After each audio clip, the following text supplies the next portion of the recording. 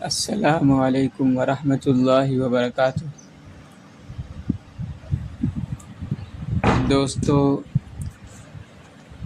آج ہم لوگ 2026 ستمبر کے سی ٹیٹ ایگزام کی تیاری کے لیے موک ٹیسٹ کریں گے۔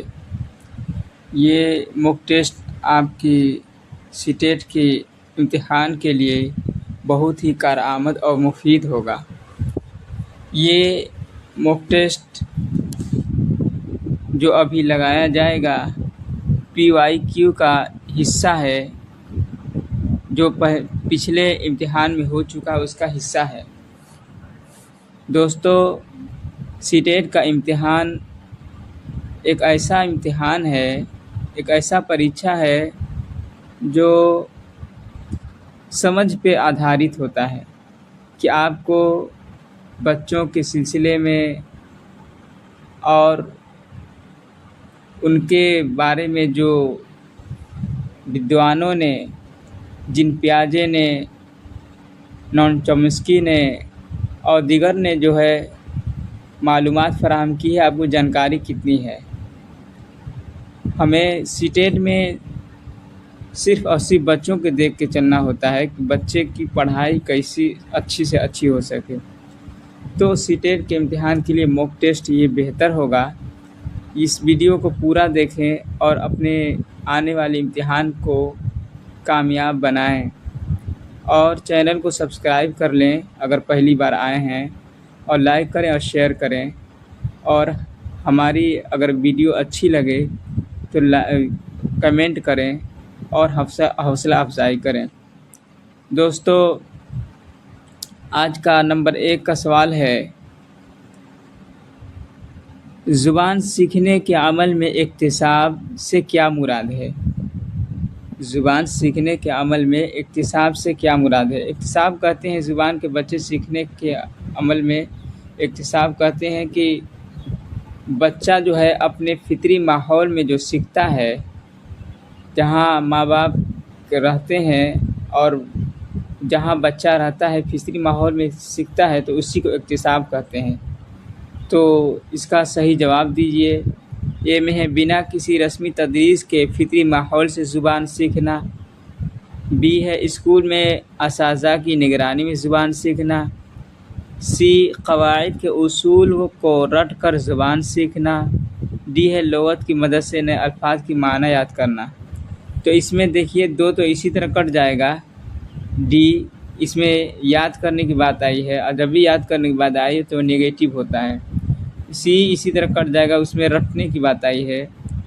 اور بی اس لیے کٹ جائے گا کہ اس میں جو ہے اسکول میں اساتذہ کی نگرانی میں زبان سیکھنا، یہ رسمی طریقہ ہے، یہ رسمی طریقہ بولا جاتا ہے، تو یہ نہیں ہوگا، بلکہ بنا کسی رسمی تدریس کے فطری ماحول سے زبان سیکھنا، یہ جو ہے اکتساب کہلاتا ہے۔ زبان سیکھنے کے عمل میں اکتساب، بنا کسی رسمی تدریس کے فطری ماحول سے زبان سیکھنا۔ بچہ اپنے جو ہے ماحول سے جو زبان سیکھتا ہے اسی کو اکتساب کہتے ہیں۔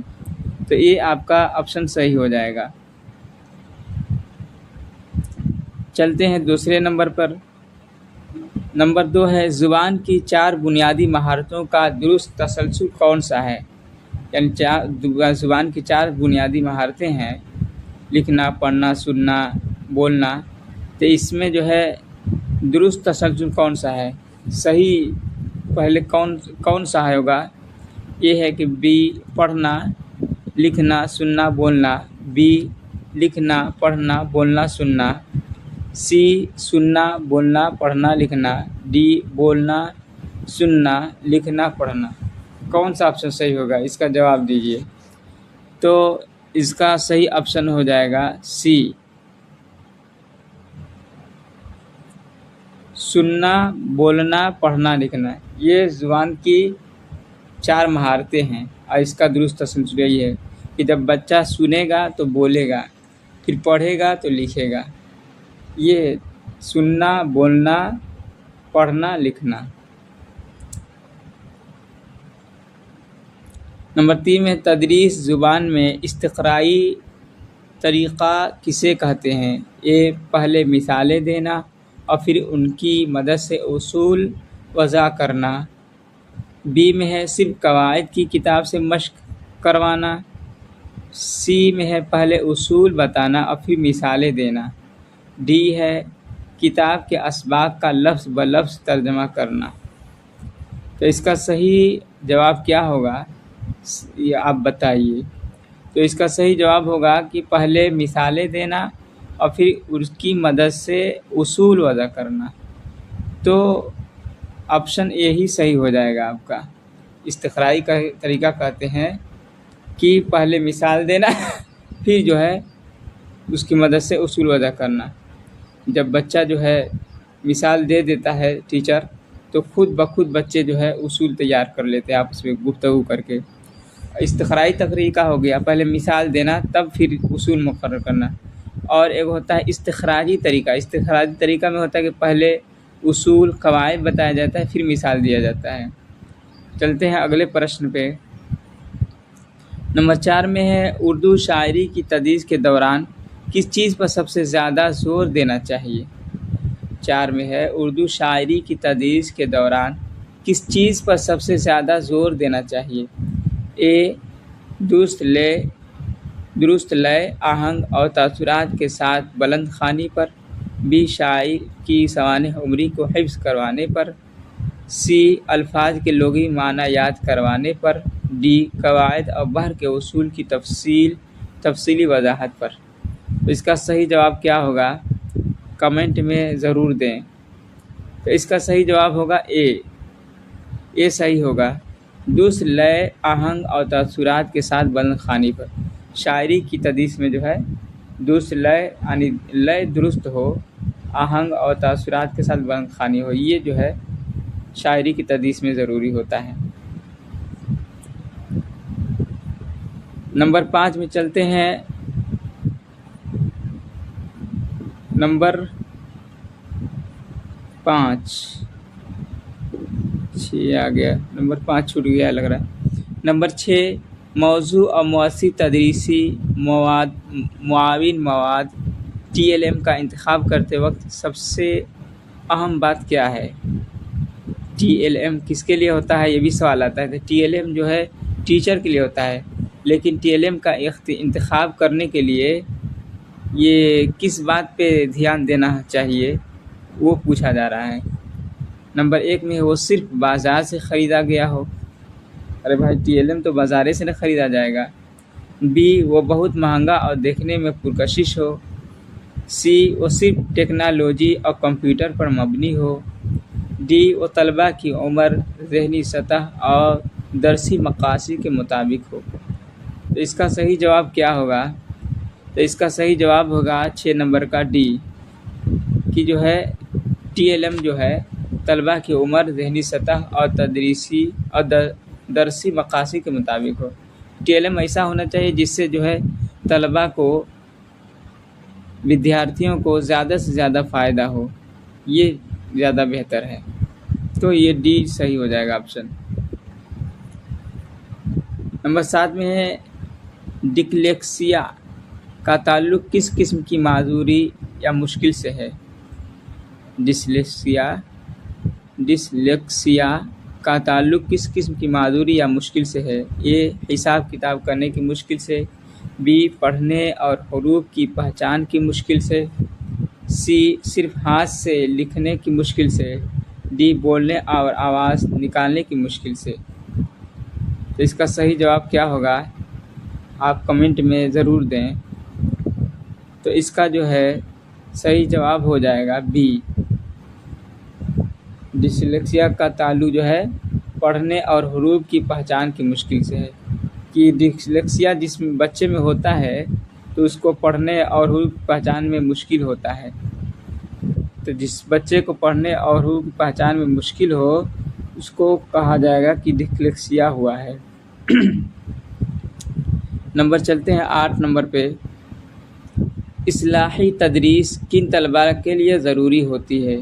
اے صرف ان بچوں کے لیے جو اسکول سے غیر حاضر رہتے ہیں، بی ان بچوں کے لیے جو تعلیمی پسماندگی یا سیکھنے میں مشکلات کا شکار ہیں، سی جماعت کے سب سے ذہین اور تیز رفتار بچوں کے لیے، ڈی ان بچوں کے لیے جو کھیل کود میں زیادہ حصہ لیتے ہیں۔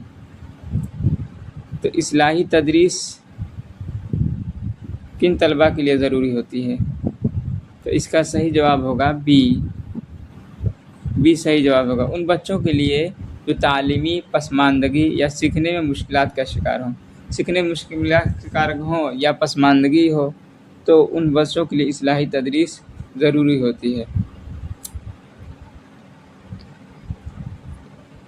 نمبر 9 میں قومی نصاب کا خاکہ NCF 2005 کے مطابق زبان کے استاد کا کردار کیسا ہونا چاہیے؟ اے کلاس میں خاموشی برقرار رکھنے والے نگراں کا، بی آسانی پیدا کرنے والے کا، سی صرف نصابی کتاب کو ختم کرنے والے کا، ڈی ایک سخت گیر آمر یا حکم چلانے والے کا۔ تو اس کا صحیح جواب کیا ہوگا؟ قومی نصاب کا خاکہ NCF 2025 کے مطابق زبان کے استاد کا کردار کیسا ہونا چاہیے؟ تو اس کا صحیح جواب ہے بی آسانی پیدا کرنے والے کا۔ جو ہے استاد کا، شکشک کا کردار یہ ہونا چاہیے کہ بچے کو درسگاہ میں، اسی طرح اسکول میں، کلاس میں، جہاں تک ہو سکے آسانی پیدا کرنے والا ہو، بچے کو آسانی پیدا کرے تاکہ سیکھنے میں اس کو کسی طرح مشکلات کا سامنا نہ کرنے پڑے۔ قومی نصاب کا خاکہ NCF 2005 کے مطابق یہی ہے کہ آسانی پیدا کرنے والا ہونا چاہیے استاد، شکشک چاہے استاد۔ نمبر 10 میں ہے زبان کی کلاس میں پورٹ فولیو کا کیا استعمال ہے؟ نمبر 1 صرف سالانہ امتحانات کے نمبروں کی فہرست، بی طلباء کے کام اور کارکردگی کے ایک منظم مجموعہ جو ان کی ترقی کو ظاہر کرے، سی اساتذہ کے حاضری کا رجسٹر، ڈی اسکول کی فیس کا ریکارڈ رکھنے والے فائل۔ تو 10 کا سوال کا جواب کیا ہوگا؟ زبان کی کلاس میں پورٹ فولیو کا کیا استعمال ہے؟ تو اس کا جواب صحیح ہوگا بی صحیح جواب ہو جائے گا کہ طلباء کے کام اور کارکردگی کا ایک منظم مجموعہ جو ان کی ترقی کو ظاہر کرے۔ تو پورٹ فولیو کا یہی استعمال ہے کہ طلباء کی کارکردگی اور کام کا جو ہے منظم مجموعہ ہوتا ہے جس میں ریکارڈ ہوتا ہے، پورٹ فولیو کہا جاتا ہے۔ تو اور یہ جو ہے پورٹ فولیو کے بارے میں سوال آتا رہتا ہے، اس لیے اس کو صحیح سے یاد کر لیں۔ اگر آپ اردو کے پیڈاگوجی صحیح کر لیتے ہیں، 15 پیڈاگوجی آتا ہے 15 نمبر کا، تو 15 اور نمبر ہوتے ہیں جو اس میں نثر آتا ہے یا نظم آتا ہے، اس میں سے پوچھا جاتا ہے، وہ آسانی سے بنا لیں گے۔ اگر یہ کر لیتے ہیں، اس میں سے پیڈاگوجی سے 15 سے 10 یا 12 بنا لیتے ہیں، تو آپ کو آرام سے اردو کے 30 میں سے 25 یا 27 آ سکتا ہے۔ تو آج کے لیے 10 ہی سوال، تو پھر ملیں گے اگلے ویڈیو میں۔ اگر میری محنت اچھی لگے تو مجھے میرے چینل کو سبسکرائب کریں، لائک کریں، شیئر کریں اور میری حوصلہ افزائی کریں۔ شکریہ۔ السلام علیکم ورحمۃ اللہ وبرکاتہ۔